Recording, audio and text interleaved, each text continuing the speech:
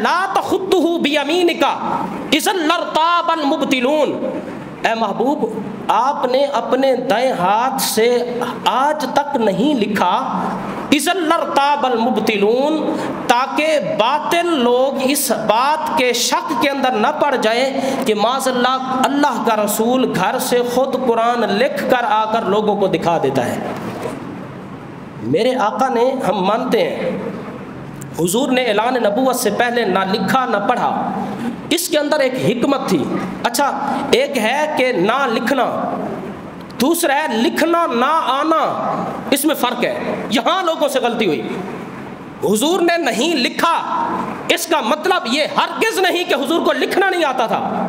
نہ لکھنے کے پیچھے حکمت تو یہ تھی، اللہ نے خود بیان کیا لا تخطہ بیمینک، محبوب آپ نے دائیں ہاتھ سے، اپنے مبارک ہاتھ سے قرآن نہیں لکھا۔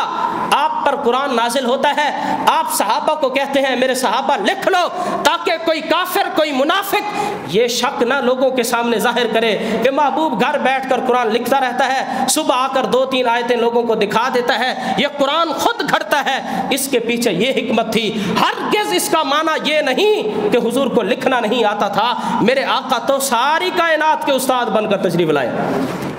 دیکھو میں یہاں پر مثال دیتا ہوں، اگر میں سارا دن نہ بولوں، خاموش رہوں، کوئی کہے کہ مولوی صاحب نہیں بولے، یہ عیب نہیں ہے، اس لیے کہ کبھی کبھی خاموش رہنا بھی عبادت ہے، یہ عیب نہیں ہے۔ دوسرا بندہ کہے اس کو بولنا ہی نہیں آتا، یہ عیب ہے۔ کوئی کہے یہ نہیں بولا، یہ عیب نہیں ہے۔ دوسرا بندہ کہے اس کو بولنا آتا ہی نہیں، یہ عیب ہے۔ اگر کوئی محبوب کے متعلق لفظ امی کو اٹھا کر یہ کہے کہ حضور کو لکھنا نہیں آتا تھا، یہ میرے آقا کی ذات میں گستاخی ہوگی، حضور کی ذات میں عیب تلاش کرنے والی بات ہوگی۔ لفظ امی کا معنی یہ ہے میرے محبوب نے دنیا میں نہیں لکھا، میرے محبوب نے کسی سے نہیں پڑھا، خود اللہ کی ذات حضور کو قرآن پڑھاتی رہی۔